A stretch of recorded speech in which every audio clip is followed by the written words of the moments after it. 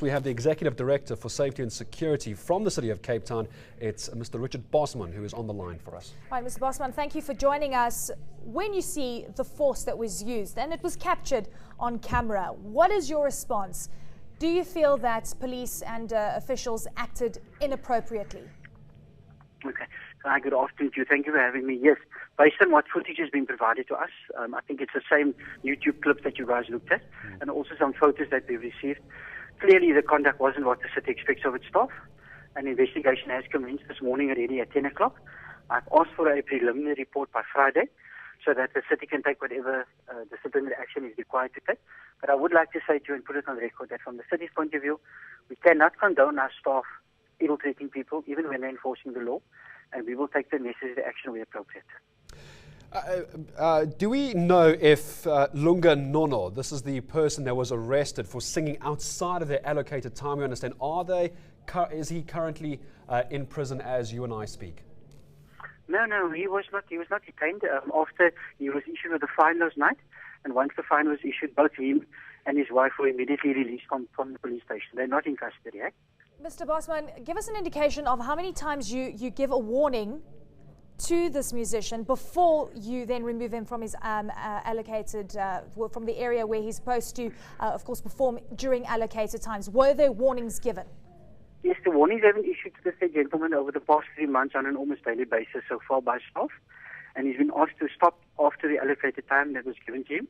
So there's been warnings issued on a daily basis to him.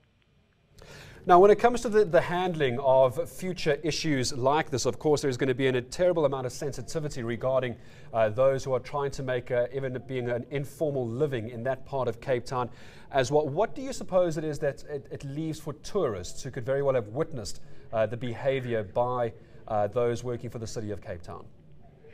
Gareth, you're right. I think if anything, the city is going to have to relook at the busking issues. I must say to you that the gentleman was there with a permit during certain times of the day. He was obviously performing outside of the allocated times.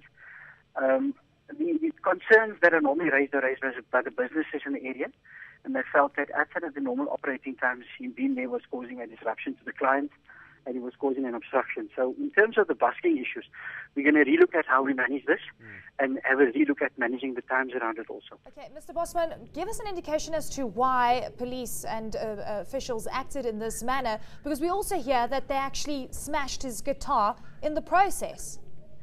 Yes, no, I mean, as I've said earlier, based on the pictures and the footage we've got, the conduct was not acceptable, okay? I believe that during the initial scuffle with the gentleman, the guitar was pulled out of his hands and the head of the guitar actually broke off, which obviously renders the guitar useless. Now you can't play it. But I want to stress again to you that the conduct is not acceptable. Absolutely not.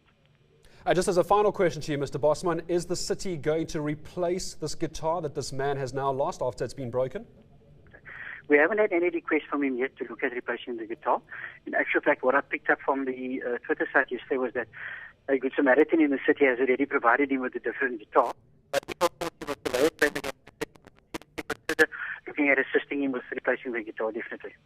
All right, thank you very much, Mr. Bosman, for that update. That was Richard Bosman from the City of Cape Town, and also saying that it was unacceptable the way that the man was treated earlier, and the investigation is now underway.